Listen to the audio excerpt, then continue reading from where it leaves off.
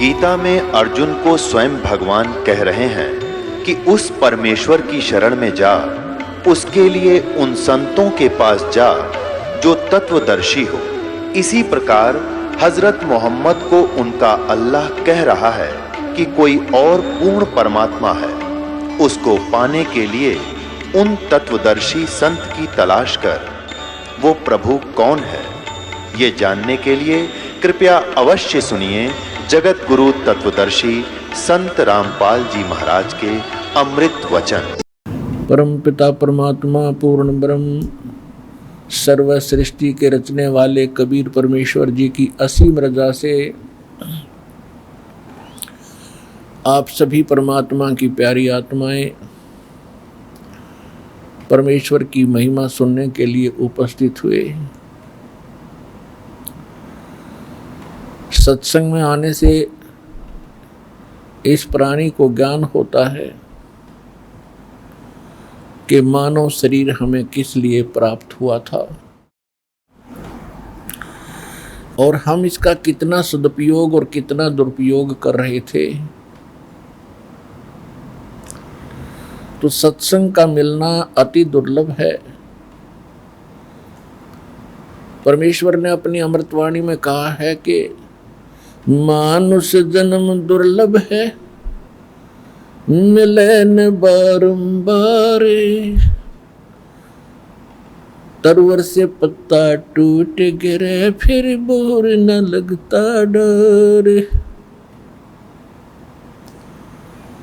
परमेश्वर ने कहा है कि ये मनुष्य जीवन बहुत ही दुर्लभ है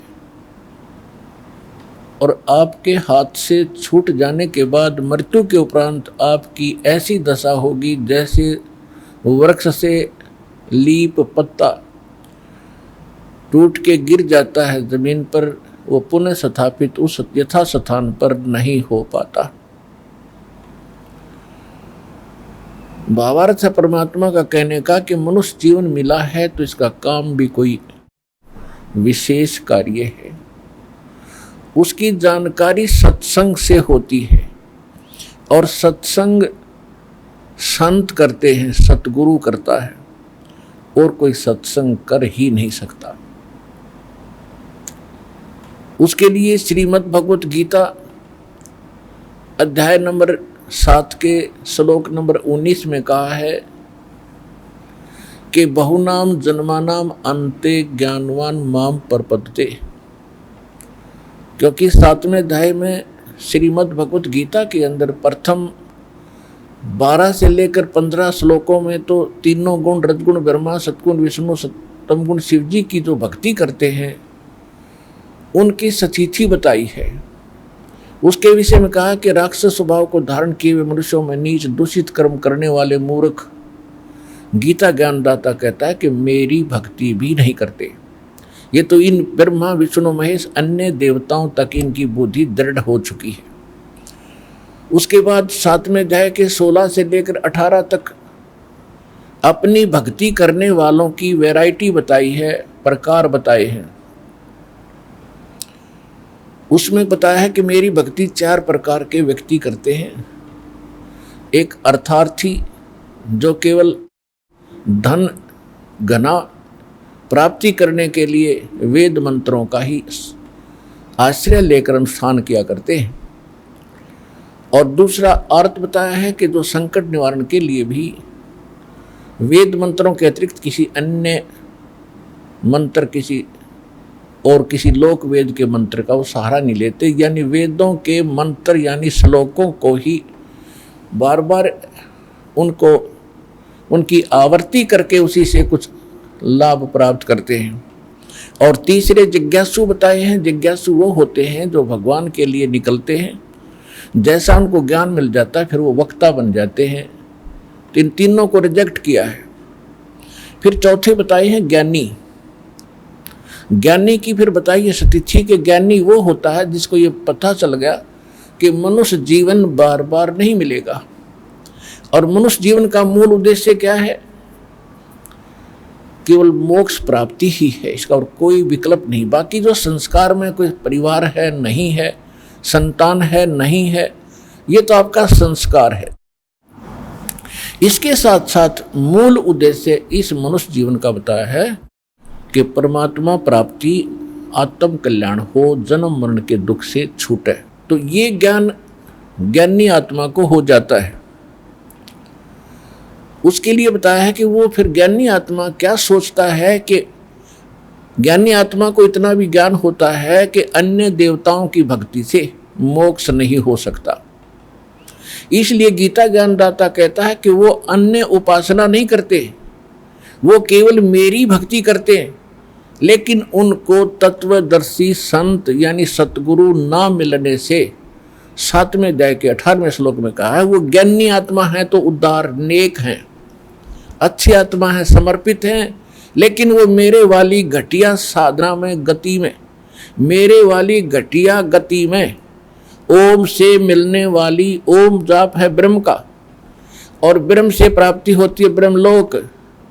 गीता अध्याय नंबर 8 के श्लोक नंबर 16 में कहा है कि ब्रह्मलोक में गए हुए प्राणी भी पुनः जन्म मृत्यु में ही रहते हैं। ये ब्रह्म की साधना है और गीता ज्ञान दाता भी ब्रह्म है।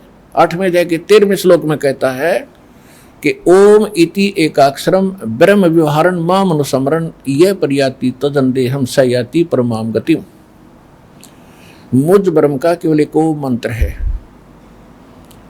और इसका अंतिम सांस तक सिमरण करता हुआ जो शरीर त्याग कर जाता है, ओम से मिलने वाली परम गति प्राप्त होती है।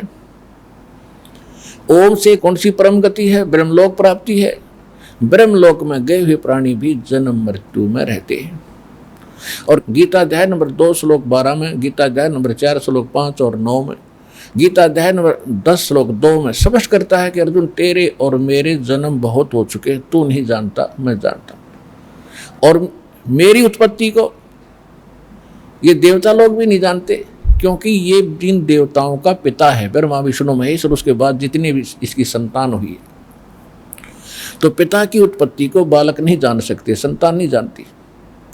दादाजी बताते हैं। तो उस दादाजी ने यानी जो सबके जनक हैं, सबके मालिक हैं, उस कबीर परमेश्वर जी ने स्वयं आकर के इनकी सचीची बताई, ब्रह्मा विष्णु महेश की जन्म मृत्यु बताई, इसके पिता की जन्म मृत्यु बताई और यथार्थ ज्ञान जो भक्ति की विधि हमें ज्ञान दिया उस मालिक नाग। तो कहने का भाव ये है कि गीता ज्ञान दाता की साधना यानी ब्रह्म साधना से भी मोक्ष नहीं होता, जन्म मृत्यु नहीं समाप्त होती। इसलिए गीता अध्याय नंबर 7 के श्लोक नंबर 18 में कहा कि अर्जुन ये ज्ञानी आत्मा है तो उदार, लेकिन ये मेरे वाली अनुत्तम गति में ही सचित हैं, आश्रित हैं। फिर तुरंत कहा 7वें अध्याय के 19वें श्लोक में बहुनाम जन्मानाम अंते ज्ञानवान माम प्रपते। बहुत ही जन्मों के अंत के जन्म में कोई ज्ञानी आत्मा मेरे तक उसकी बुद्धि उठती है, मेरे तक की भक्ति भी मुश्किल से कोई ज्ञानी आत्मा अनंत जन्मों के कष्ट उठाने के बाद किसी एकाध जन्म में मेरी भक्ति करते हैं। और वासुदेव सर्वमिति सह महात्मा सो दुर्लभ। वासुदेव ही सब कुछ है, वही मोक्षदायक है, वही पाप नाशक है, वही सबका उत्पत्ति करता है और तीनों लोकों में प्रवेश करके सबका धारण पोषण वही करता है। उसके परम पद को प्राप्त करने के उपरांत ही जीव की जन्म मृत्यु समाप्त हो सकती है। ये बताने वाला साधु तो बड़ी मुश्किल से प्राप्त होगा। बहुनाम जन्मानाम अंते ज्ञानवान माम प्रपते। वासुदेव सर्वमिति। वासुदेव का क्या अर्थ है? वासुदेव नोट कृष्ण, कृष्ण जी के पिताजी का नाम था वासुदेव और वासुदेव वेदों में है पूर्ण परमात्मा की महिमा। वासु का अर्थ है निवास करने वाला, सब पर निवास करने वाला, देव माने परमेश्वर, सबके ऊपर जिसकी प्रभुता है, सबका ओवरऑल कंट्रोलर है, वो है वासुदेव, यानी सब पर छाया हुआ। तो ब्रह्मा जी विष्णु जी एक एक विभाग के मालिक हैं, वो भी एक ब्रह्मांड में, रजगुण विभाग के ब्रह्मा जी, सतगुण विभाग के विष्णु जी और तमगुण विभाग के शिव जी। इनके पिताजी केवल 21 ब्रह्मांड में छाए हैं, ये सब पर वासु नहीं है, ये कुल के मालिक नहीं है। फिर नेक्स्ट ये सरपुरुष है, 21 ब्रह्मांड का स्वामी जो ब्रह्मा विष्णु महेश का पिता है, जिसमें हम रह रहे हैं, जिसके एक ब्रह्मांड में।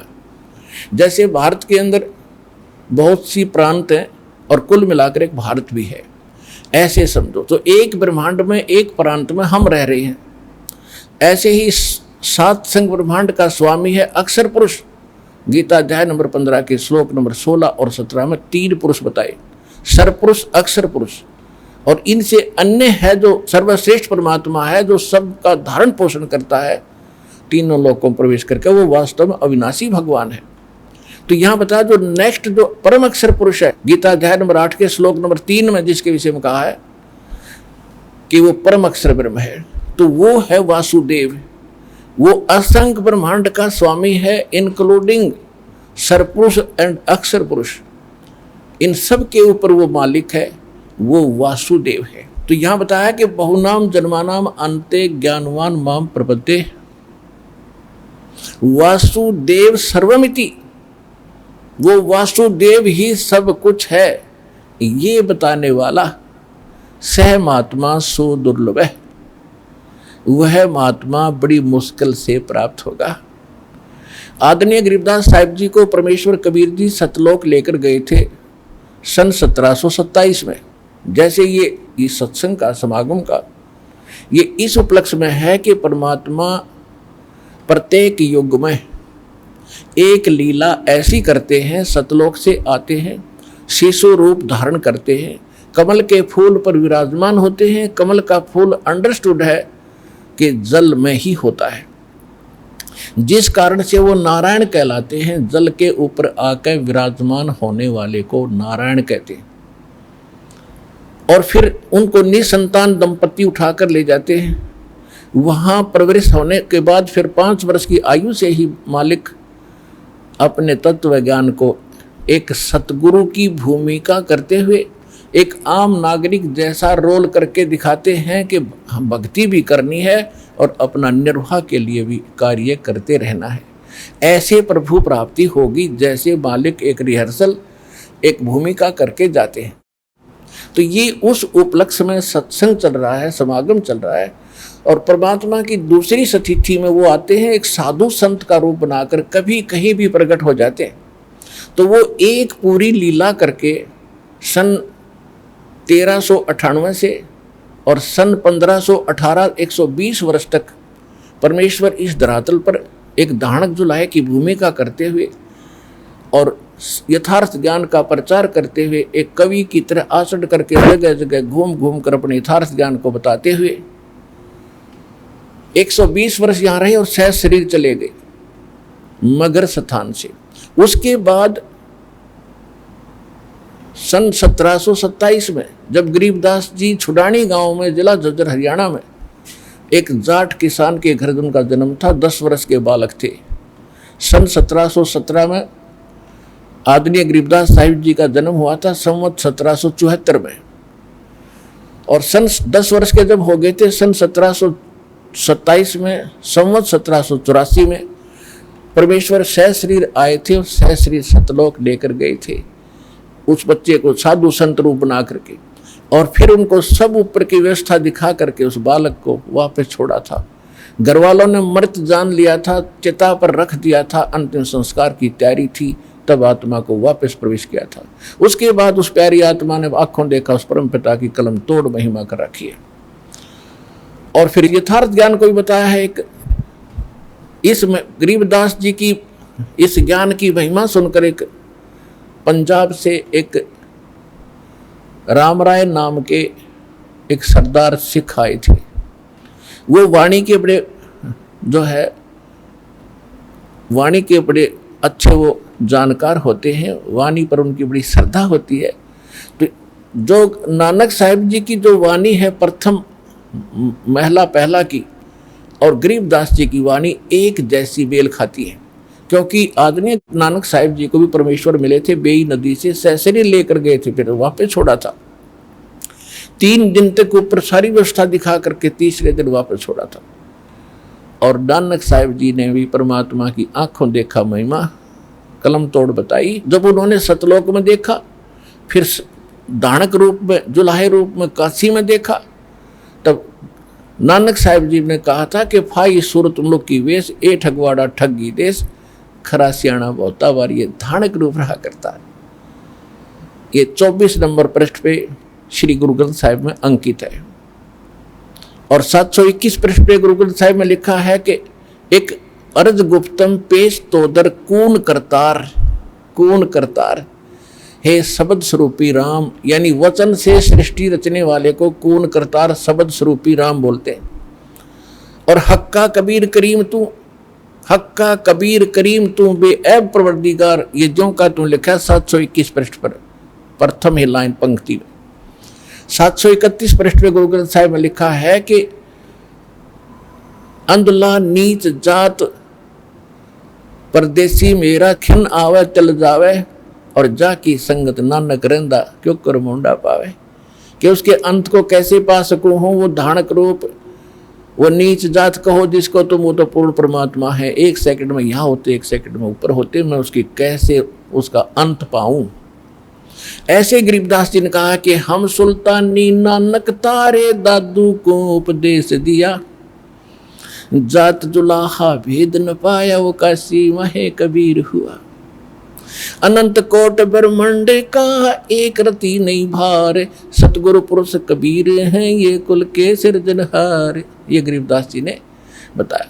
तो इस वाणी को सुनकर के लुधियाना के पास एक वासियर गांव है, पिंड है छोटा सा, और वहाँ का एक राम राय नाम का बहुत बड़ा किसान था।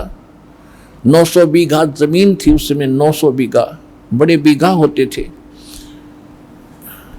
तो उसको पता चला कि गरीबदास नाम के गांव छुड़ानी में दिल्ली के आसपास बड़े महापुरुष हैं जिनको बहुत बड़ा ज्ञान है। उनकी वाणी सुनी तो उसके दर्शनार्थ आए थे। और राम राय जी का एक उर्फ नाम साथ में रख लेते हैं गांव में, उसका नाम जुम्मकरा भी था। ओरिजिनल नाम से गांव में कम जानते हैं और प्रचलित नाम से ज़्यादा वेल नोन होते हैं। तो जुम्मकरा नाम से वो ज़्यादा प्रसिद्ध थे। जब वो आए, गरीबदास जी से चर्चा की। गरीबदास जी सिंपल वेशभूषा में, गांव जैसे किसान होते थे पहले, धोती कुर्ता, और एक बहुत बड़े किसान थे गरीबदास जी, जाट थे। और लगभग 2500 बीघा जमीन था, 2500 बीघा यानी 1400 एकड़ लगभग।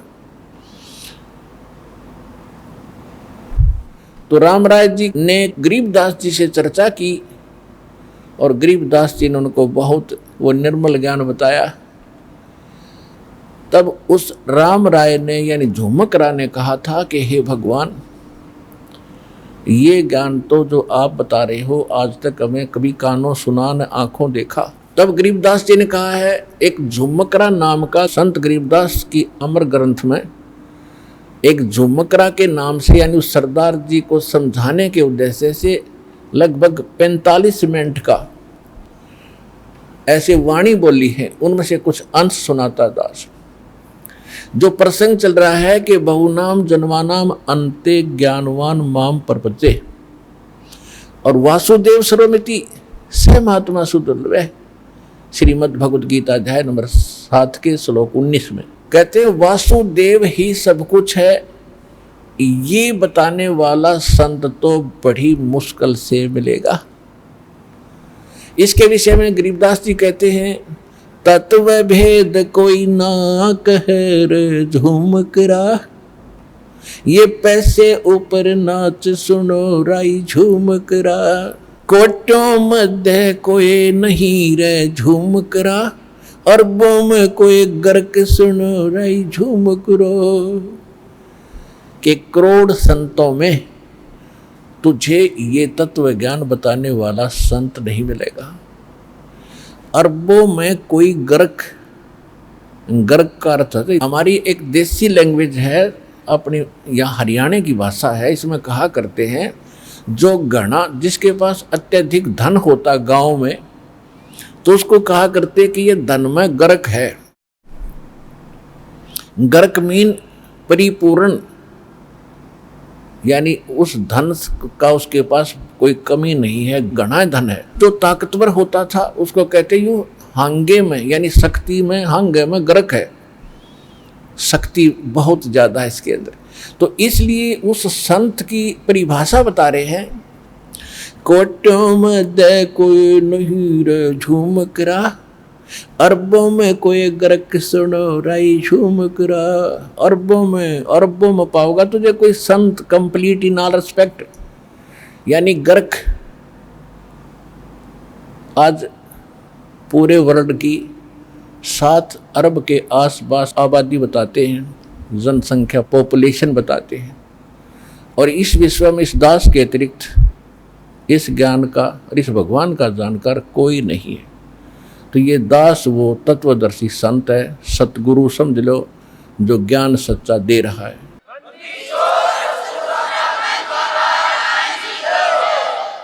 और ये ऐसा संत मिलना बड़ा दुर्लभ है, और आपको ये सुलभ हुआ तो धन है आपके माता पिता जिनसे जन्म हुआ। अब परमात्मा की वो महिमा सुनाते हैं जिस उपलक्ष्य में ये सत्संग चल रहा है। जैसा कि आपको सुनते आ रहे हैं, सत्संग के अंदर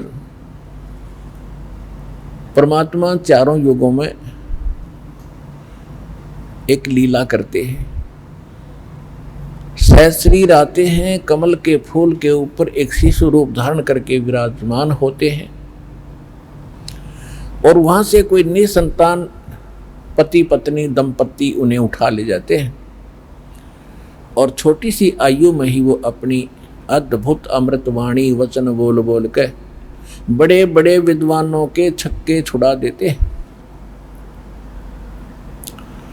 सतयुग में सत सुकृत कह टेरा, त्रेता नाम मुनींदर मेरा, द्वापर में करुणा में कहाया, कलयुग नाम कबीर धराया।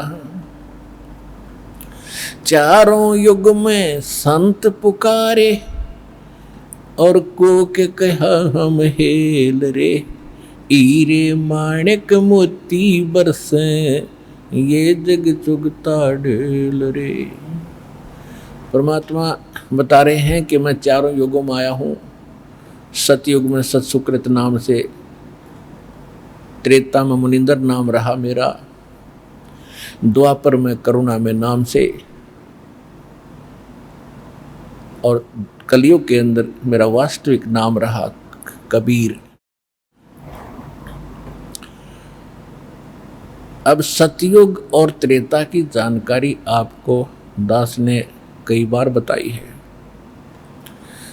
अब थोड़ा सा द्वापर का हिंट दे करके फिर कलयुग की कथा सुनाएंगे, उस परमेश्वर की महिमा का कुछ ज्ञान आपको कराएंगे।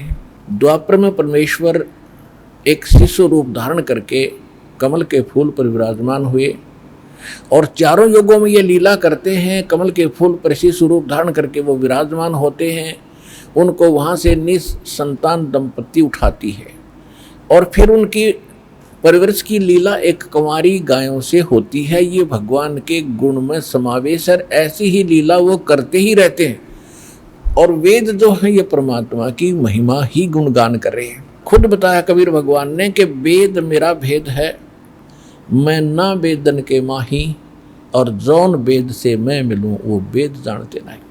ये चारों वेद मेरी ही महिमा का गुणगान कर रहे हैं, मेरे विषय में जानकारी दे रहे हैं, लेकिन इन वेदों में, 4 वेदों में वर्णित विधि से जो भक्ति विधि वेदों में है ये इनकम्प्लीट है, और मेरी महिमा इसमें कंप्लीट है।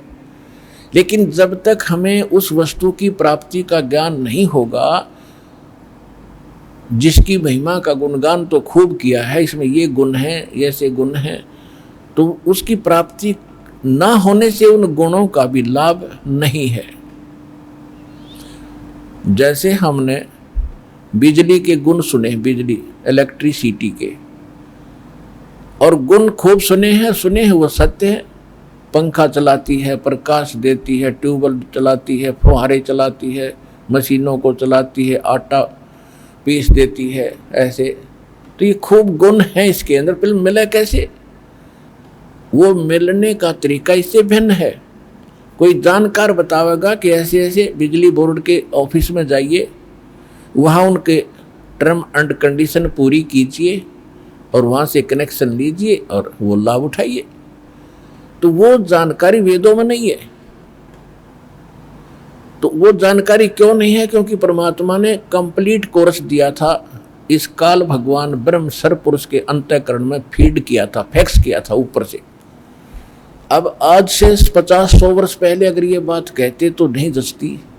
आज तो आप वैज्ञानिक तरीके से भी समझ सकते हैं कि कहाँ से कहाँ फिल्म आप डाउनलोड कर लेते हो, पूरा का पूरा प्रकरण किताब आप डाउनलोड करते हो, जबकि कोई वायर भी नहीं बीच में, इंटरनेट के माध्यम से। इसी प्रकार परमेश्वर ने हमारे सब जीवों के अंतःकरण एक कंप्यूटर है और साथ में इंटरनेट से कनेक्टेड है, और वो परमात्मा वहाँ से भेजता रहता। जिसका डिस्कनेक्ट हो गया कनेक्शन, उसमें समान तो है, इंटरनेट पे तो है, लेकिन आपका कंप्यूटर खराब हो गया है, आप उसको डाउनलोड नहीं कर पा रहे, देख नहीं पा रहे। तो ज्योति निरंजन के अंतःकरण कंप्यूटर में परमेश्वर ने पूरा ज्ञान दिया था। इसने ये 4 डाउनलोड कर लिए, वो 5वां छोड़ दिया जिसमें कंप्लीट कोर्स था। इसको डर रहता है कि इसको सच्चा ज्ञान हो गया यहाँ के प्राणी को, ये भाग जाएंगे, फिर यहाँ रहेगा कोई नहीं, जिस कारण से ये केवल मिसगाइड करता है। और वेदों को इसलिए दे दिए उसने वेदों को कि ये डटे रहेंगे कि भगवान का दिया हुआ है ये ज्ञान, और इसको पढ़ कर ये मस्त और व्यस्त रहेंगे। इनकम्प्लीट कोर्स इसने हमारे साथ धोखा करके दे रखा है। तो इसकी पूर्ति के लिए परमात्मा आते हैं, और छोटी सी आयु में जब आते हैं प्रत्येक युग में अपना ये उद्देश्य जो लेकर आते हैं, इस अध्यात्म यथार्थ सिद्धात्म ज्ञान सूक्ष्म वेद यानी 5वें वेद को स्वयं देने के लिए आते हैं। ये 5वां वेद है सच्चिदानंद घन ब्रह्म की वाणी, कबीर वाणी। अब जो प्रसंग चल रहा है कि द्वापर युग में परमात्मा ऐसे ही एक कमल के फूल पर से स्वरूप धारण करके विराजमान हुए, और वहां से एक वाल्मीकि परिवार, वाल्मीकि पति पत्नी उस परमेश्वर को उठाकर घर ले आए। निसंतान थे, उनकी भी परवरिश की लीला कंवारी गायों से हुई। धीरे धीरे बड़े हुए, 5 वर्ष की आयु में बड़े बड़े विद्वानों के छक्के छुड़ा दिए, लेकिन कोई मानने को तैयार नहीं हुआ। बहुत ही कम श्रद्धालु परमात्मा की शरण में उस टाइम आए।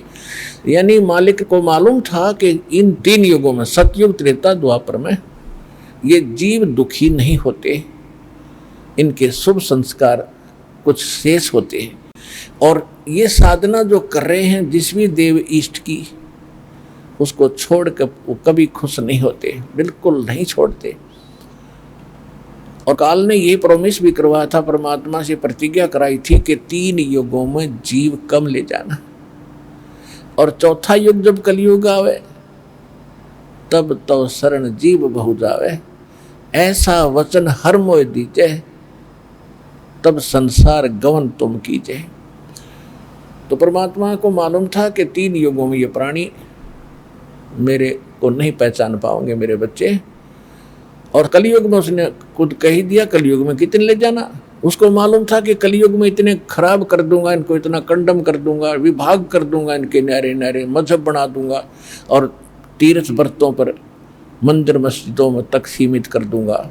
और जब कभी कोई परमात्मा का संदेश वाहक आएगा, कोई सुनेगा नहीं उसकी बातों को। और खुद उसने उसी समय कह भी दिया था भगवान को, जब प्रतिज्ञाबद्ध करके परमेश्वर से वचन ले लिए थे, जाओ जोग जीत संसारा, जीवन मन कहा तुम्हारा, पहले अंश हमारे जाई, पीछे अंश तुम्हारा आई।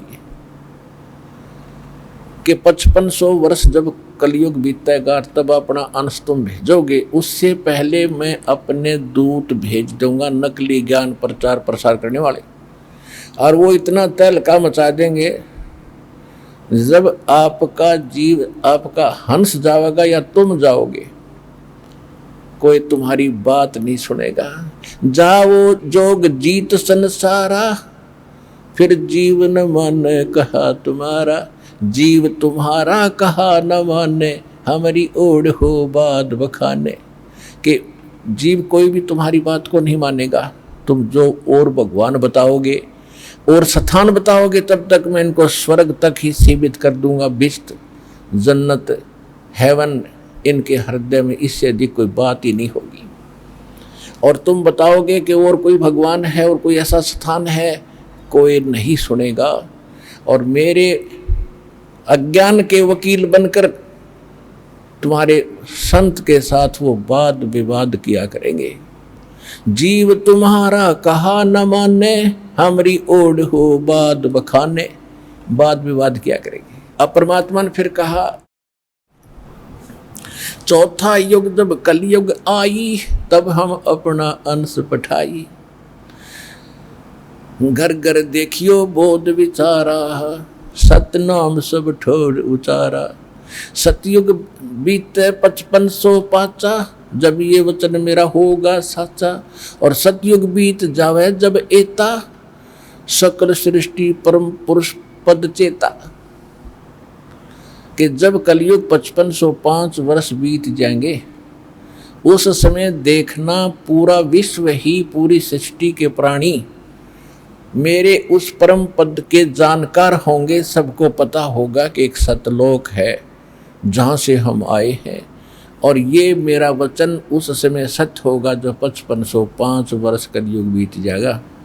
5505 कलयुग पूरा हो जाता है सन 1997 में, और सन 1997 में परमेश्वर स्वयं आकर इस दास को एक साधु रूप में आके और ये संदेशा दे गए थे कि अब ये प्रचार शुरू कर दे और सतनाम सार नाम देना शुरू कर दे। समय आ गया।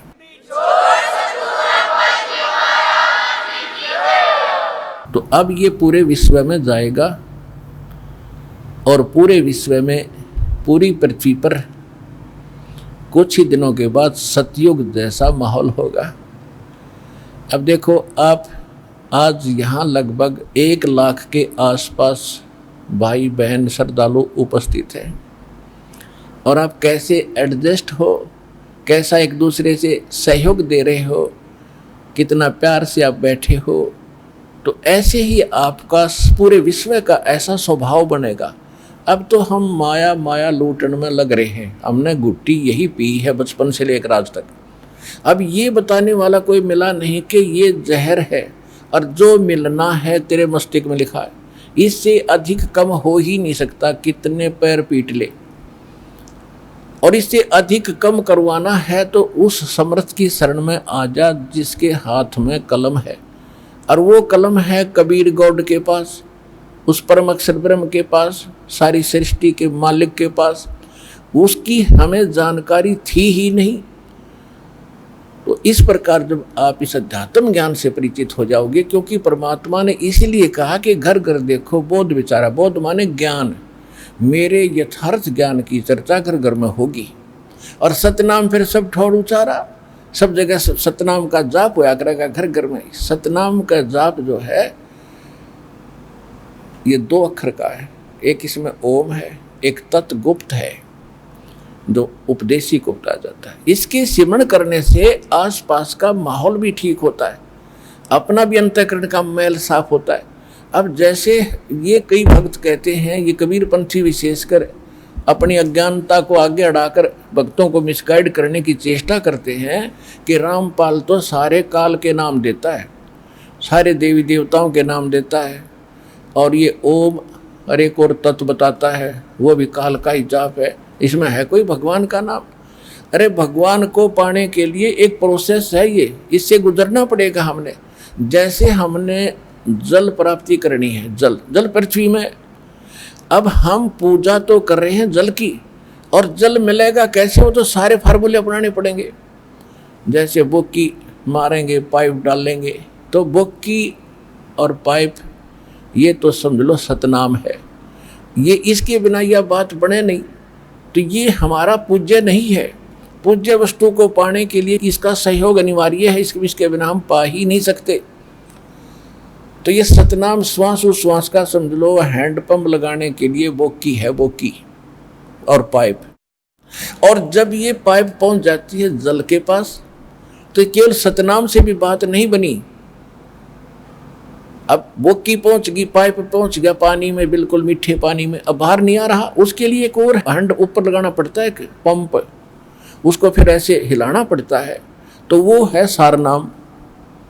और जो वस्तु उससे मिलेगी वो है हमारा असली राम, जिसके लिए हम प्रयत्न कर रहे हैं। ये पूजा नहीं है इन देवताओं की, इनको सहयोग लेना पड़ेगा उस मालिक को पाने के लिए। यहाँ के व्यवस्थक हैं, ये यहाँ के इंस्ट्रूमेंट हैं, ये उपकरण प्रयोग करने पड़ेंगे।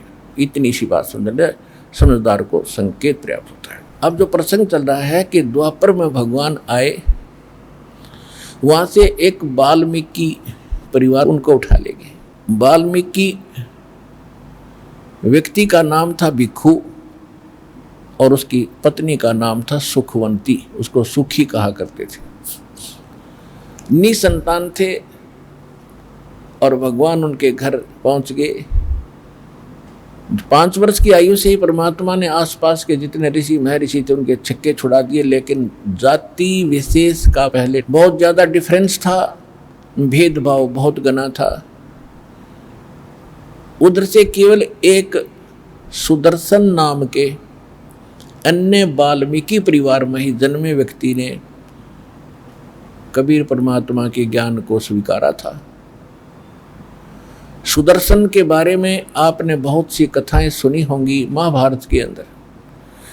अब तो ये क्या करना शुरू कर दिया था नकली धर्म गुरुओं ने कि जो महिमा थी सुदर्शन जी ने, सुपच सुदर्शन जी ने पांडवों की यज्ञ को संपूर्ण किया था, और वो यज्ञ न श्री कृष्ण से हुआ था संपूर्ण, और न 88,000 ऋषियों से, न 33 करोड़ देवताओं से, न 12 करोड़ ब्राह्मणों से, वहाँ किसी से भी वो यज्ञ जो है संपूर्ण नहीं हुई थी। और वो सुदर्शन जी से हुई थी ये तो हम मानते रहे, लेकिन अब धीरे धीरे उसका वो प्रकरण महाभारत से निकाल दिया था, सीमित सा रख दिया, लेकिन वो छुपा नहीं। ओरिजिनल ग्रंथों में हमारे पास आज भी विद्यमान है ये कथा। तो उसी के संपर्क में थोड़ा सा विवरण देते हैं कि जिस समय महाभारत का युद्ध होने वाला था, अर्जुन मना कर रहा था युद्ध करने से, और इस काल भगवान ने अपनी सारी अटकलबाजी, तगड़मबाजी, जो भी ये जंतर मंत्र जानता था, सारे फार्मूले लगाए, लेकिन अर्जुन तैयार नहीं हुआ युद्ध के लिए। और यहाँ तक कह दिया कि हे भगवान, ऐसा जुल्म करने से, हत्या करने से अच्छा तो इस राज की हमने कतई आवश्यकता नहीं, हम तो भीख मांग के गुजारा कर लेंगे, ये जुल्म मैं नहीं करूँगा। अब ये क्या कहा करते हमारे धर्मगुरु कि अर्जुन अपना धर्म भूल गया था। अक्षत्रिय धर्म याद दिलाने के लिए भगवान ने कहा तू युद्ध कर ले, तू युद्ध कर ले। मनुष्य का धर्म तो भक्ति और दया है, वह उसने दया और भक्ति दोनों नाश कर दी उसकी। कृष्ण जी नहीं थे, श्री कृष्ण में काल बोल रहा था। श्री कृष्ण जी तो तब तक थे उसमें जब तक युद्ध के बीच में आमने सामने सेना नहीं खड़ी हुई, उसके बाद तुरंत काल प्रवेश कर गया। और जब तक उसका सर्वनाश नहीं हो लिया, 18 करोड़ सेना नहीं मर ली दोनों की, तब तक श्री कृष्ण में प्रवेश रहा। उसके बाद कृष्ण अकेला रह गया। महाभारत में प्रकरण आता है कि जो गीता का ज्ञान श्री कृष्ण जी ने कहते युद्ध के दौरान दिया था, और युद्ध के बाद अर्जुन पूछता है कि भगवान मुझे वो ज्ञान फिर सुना दो, तब श्री कृष्ण जी कहते मुझे तो याद नहीं, कुछ और एटबट कर रहे हैं। फिर बाद में एक ऋषि आया था, उसने मुझे ज्ञान बताया था, वो सुनाता हूँ। तो इससे सिद्ध है कि श्री कृष्ण नहीं बोल रहे थे, वो काल बोल रहा था। गीता अध्याय नंबर 2 के श्लोक नंबर 37-38 में कहता है कि अर्जुन तू निष्काम भाव से युद्ध कर, लाभ हानि को छोड़कर युद्ध कर। इस प्रकार युद्ध करने से तो पाप को प्राप्त नहीं होगा। और फिर तुरंत लाभ हानि याद दिला रहा है कि यदि तेरी मृत्यु होगी तो स्वर्ग में जाएगा, युद्ध में मरने वाला, और युद्ध जीत गया तो पृथ्वी का राज भोगेगा, तेरे दोनों हाथों में लड्डू। तो ये थी अटकलबाजी काल की, केवल युद्ध कराना उद्देश्य था उसका। आगे जो ज्ञान इसने दिया है वो वेदों वाला है। वेदों से हटकर जो इसने कुछ अटपट की है वो अलग से स्पष्ट दिखाई देती है, क्योंकि हमारे पास इन सभी सदग्रंथों को जांचने का एक पैमाना मिल गया। सूक्ष्म वेद, जो सूक्ष्म वेद में लिखा वो बिल्कुल सही है, और सूक्ष्म वेद से जितना मेल खाता वेदों से, वेद सही है। वेदों और सूक्ष्म वेद का जितना अंश वेदों में है वो सूक्ष्म वेद का वो सही मिलता है, वेदों में नहीं है वो सूक्ष्म वेद में है। और इससे हटकर जो ज्ञान गीता में बोला है ये इसका अपना मत है। किसका? काल भगवान का, इस ब्रह्म का। ये कहता है ये मेरा मत है, और जो अन्य है वो ज्ञान वेद ज्ञान है। तो जो इसका मत है और सूक्ष्म वेद से नहीं मिलता है तो रिजेक्टेड है। कहने का भाव ये है कि अर्जुन को जैसे तैसे डरा धमका के सब भयंकर रूप दिखा के, उसका तो उद्देश्य था इसको जो युद्ध करे, किसी तरह नाश करे। और अर्जुन ने धीरे धीरे, अर्जुन टालना चाहता था कि किसी तरह ये भूल जाए, इस जिद ने छोड़ दे कृष्ण, क्योंकि तो कृष्ण जी मान रहे थे। इसलिए ज्ञान अड़ाता रहा, हे भगवान वो ज्ञान दीजिए, ऐसे ज्ञान दीजिए। तो सारा कुछ ज्ञान देने के बाद अर्जुन समझ गया कि ये क्या चाहता है, ये युद्ध चाहता है। और लास्ट में फिर कहने लगा, अपना विराट रूप दिखा दिया। अर्जुन जैसा योद्धा खड़ा खड़ा कांप रहा देख करके उस भयंकर रूप को। भगवान का ऐसा बुरा रूप होता है, वो तो काल था। तो लास्ट में सारा कुछ ज्ञान गीता का बता के, और काल पूछता है कि अर्जुन तेरे आगे अकल में बोल क्या चाहता है। अर्जुन को पता था जय मैंने ना कर दी और ये चाहता युद्ध। एक बार इसने फिर से विराट रूप दिखा दिया, मेरा तो कलेजा फट जाएगा। तो अर्जुन ने हाँ कर दी जी, जो मैं समझ में आ गई मेरा बात, और मैं युद्ध करूंगा। मरता क्या नहीं करता। अब वो महाभारत का युद्ध हो गया। युद्ध के बाद कौरवों का नाश हो गया। 18 करोड़ सेना कटका मर गई, करोड़ों बहन विधवा होगी, करोड़ों बच्चे अनाथ हो गए। और फिर उसके बाद राजा युधिष्ठिर जी को राजगद्दी पर बैठा दिया। कुछ दिनों के बाद युधिष्ठिर जी को ऐसे भयंकर स्वप्न आने लगे। ओहो, कहने का भाव यह है कि वो प्रेत बाधा से पीड़ित हो गया। जितनी हत्या उसने युद्ध में देखी थी वो सारी सपने में चक्कर दिखाई दे। बहनें रो रही हैं, विलाप कर रही हैं, अपनी चूड़ियां फोड़ रही हैं, मत्था रगड़ रहे हैं। अनाथ बच्चे चिल्ला रहे हैं, रो रहे हैं, पिताजी कब आओगे, पिताजी कब आओगे। ऐसा भयभीत होकर वो बैठ जाता है। युधिष्ठिर सारी सारी रात बैठकर काटता, जैसे ऐसे कोई डरा हुआ व्यक्ति रहता है। खाना पीना छोड़ दिया। द्रौपदी ने 1 दिन देखा, 2 दिन देखा, 4 दिन देखा, 5 दिन देखा, आहार छूट गया। तब उसने अन्य पांडवों से, चारों से बताया कि तुम्हारा भाई कोई टेंशन में है, और ये इतना टेंशन में है कि कुछ भी कर सकता है, आत्महत्या भी कर सकता है। ऐसी स्थिति है, खाना पीना त्याग दिया है। तब उन चारों पांडवों ने, अपने चारों भाइयों ने अपने बड़े भाई से अर्जी लगाई कि भाई क्या बात हुई, हमें भी बताओ, हम भी आपके दुख को शेयर करना चाहते। युधिष्ठिर टाल देता था कि बच्चे भाई छोटे हैं, इनको क्यों दुखी किया, मैंने तो दुख जो हुआ सो हुआ। वो कह देता था नहीं कुछ नहीं कुछ नहीं, कि नहीं अब ऐसे नहीं चलेगी, आपने बताना पड़ेगा, या फिर आप हमें अपना भाई नहीं मानते हो। तब उसने स्पष्ट बता दिया कि मुझे स्वप्न में ऐसे ऐसे नजर आता है, मेरे बस की बात नहीं। वो बहनें रोती नजर आती हैं जिनके पति की मृत्यु होगी, शहीद हो गए युद्ध में। और युद्ध कहते हैं धर्म युद्ध था, खाक धर्म युद्ध था।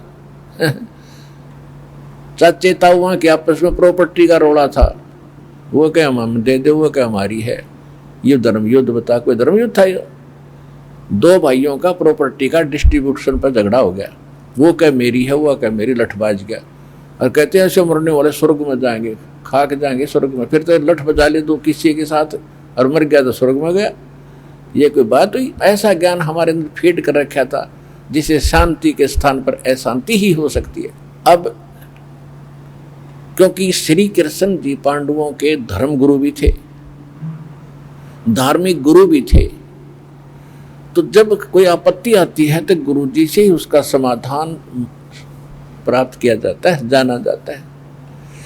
सभी बैठकर रथ में द्वारका पहुंचे, और अपने कृष्ण जी रिलेटिव भी थे और गुरु भी थे, दोनों बात थी। साला भी था और गुरु भी था अर्जुन का।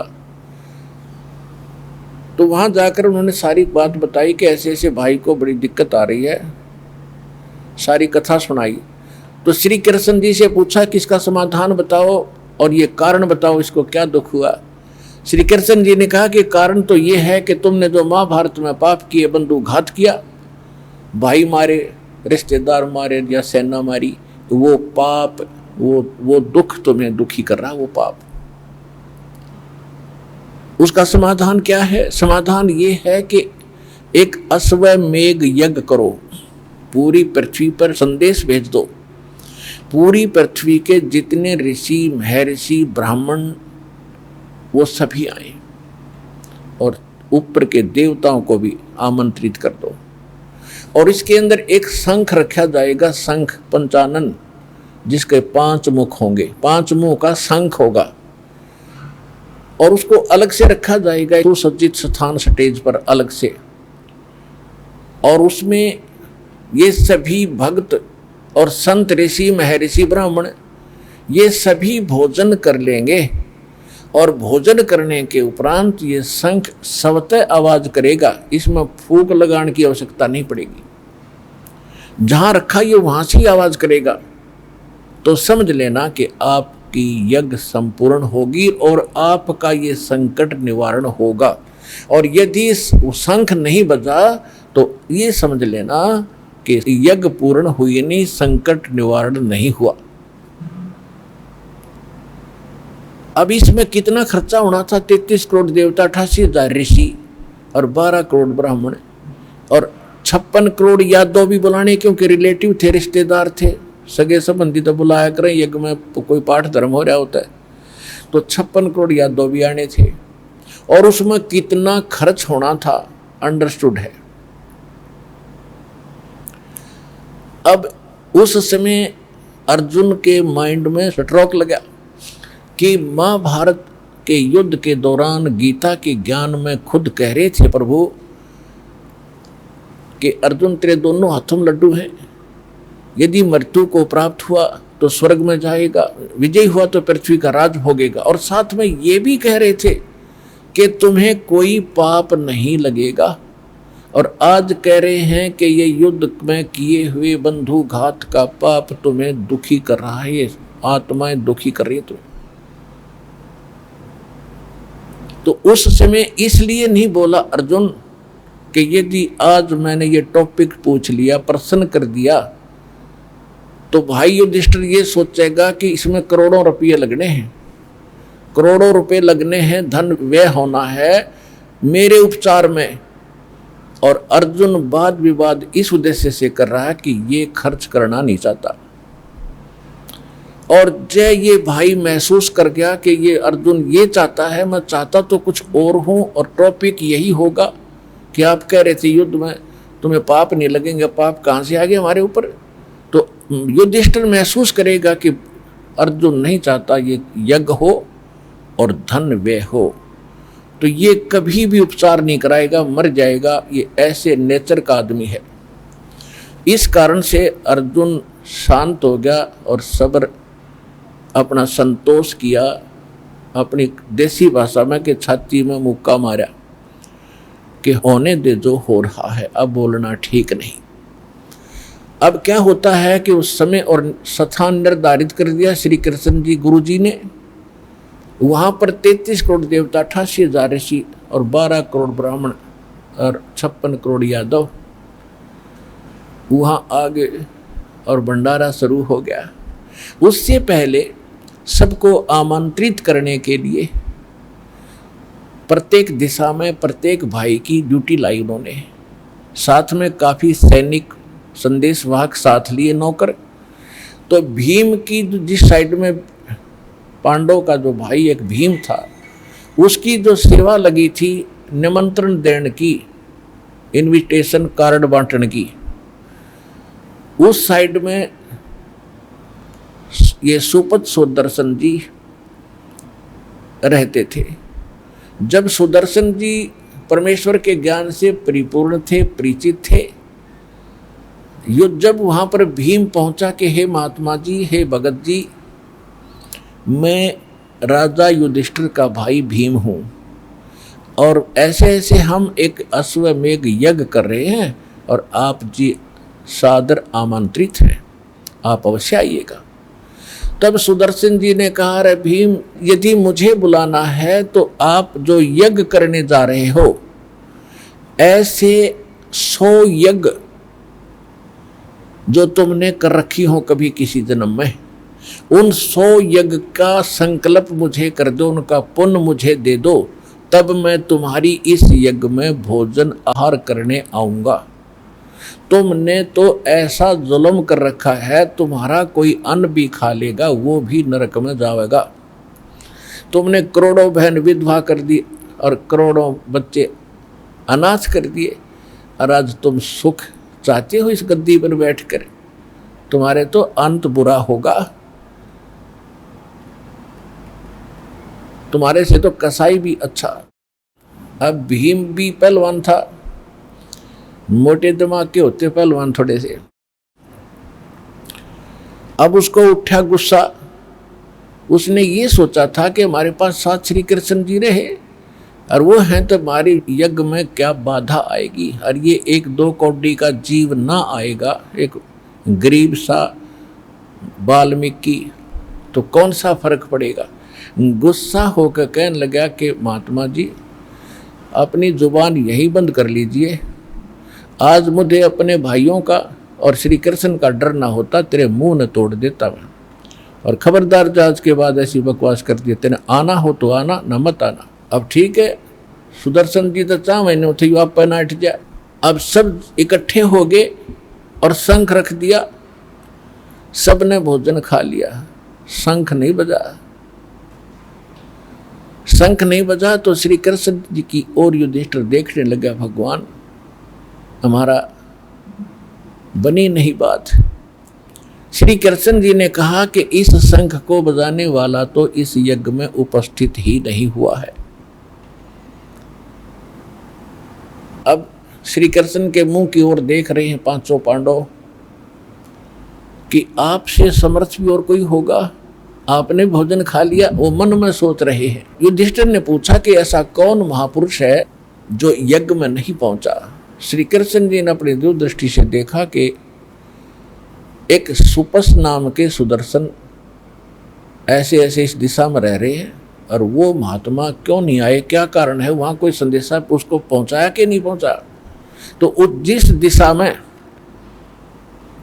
सुदर्शन जी रहते थे, सुपच जी, सुपच तो उनका एक जो जाति जैसे वाल्मीकि कह देते हैं, उस समय शूद्र को सुपच भी बोल देते थे, वास्तविक नाम सुदर्शन जी था उनका।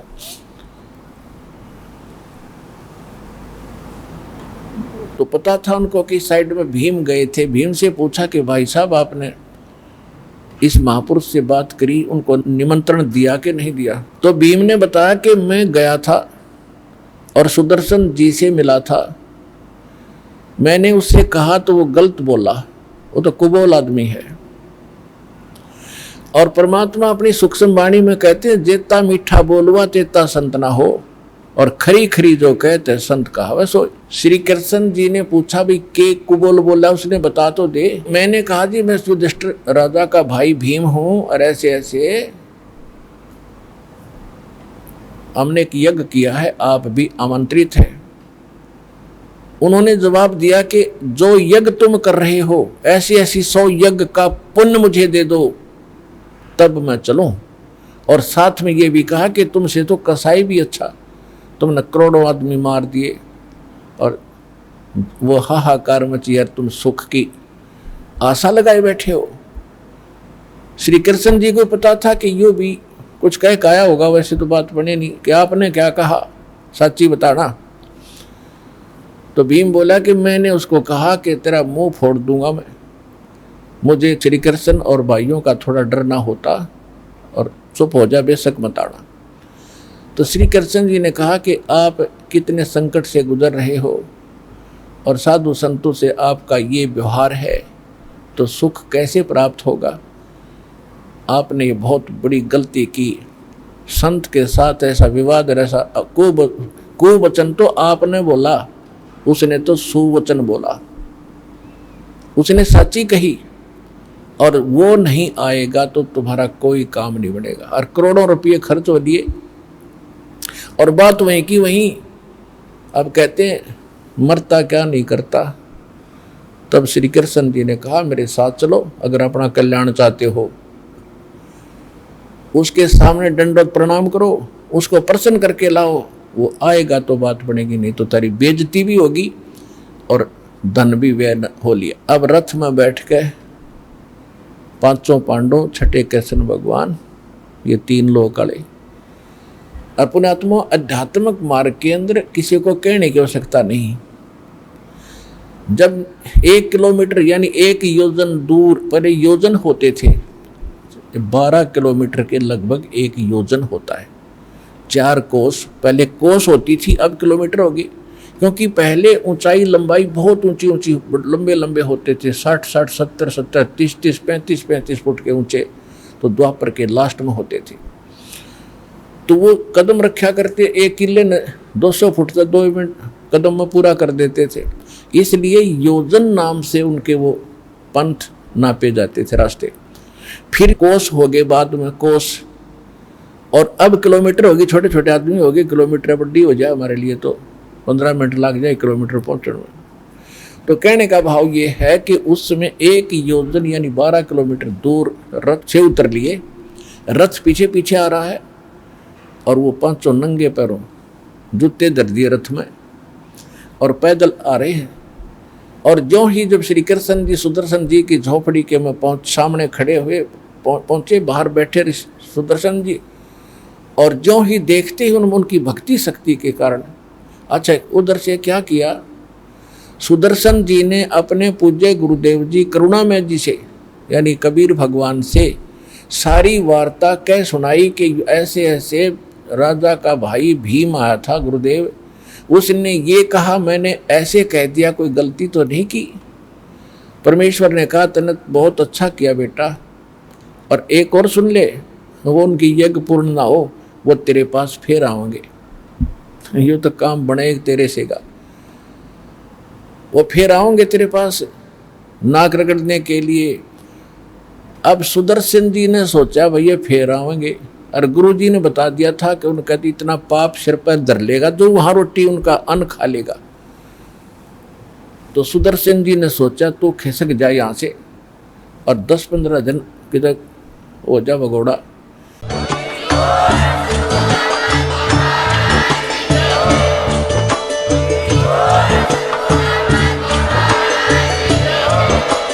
आप सुन रहे थे जगत गुरु तत्वदर्शी संत रामपाल जी महाराज जी के मंगल प्रवचन। अधिक जानकारी के लिए विजिट कीजिए हमारी वेबसाइट www.jagatgururampalji.org। संत रामपाल जी महाराज जी के शुभ आशीर्वाद से पूरे विश्व भर में 500 से भी ज्यादा नाम दीक्षा केंद्र हैं, जिन पर संत रामपाल जी महाराज जी द्वारा ऑनलाइन निशुल्क नाम दीक्षा दी जा रही है। अपने नजदीकी नाम दीक्षा केंद्र का पता करने के लिए संपर्क करें 8222880541।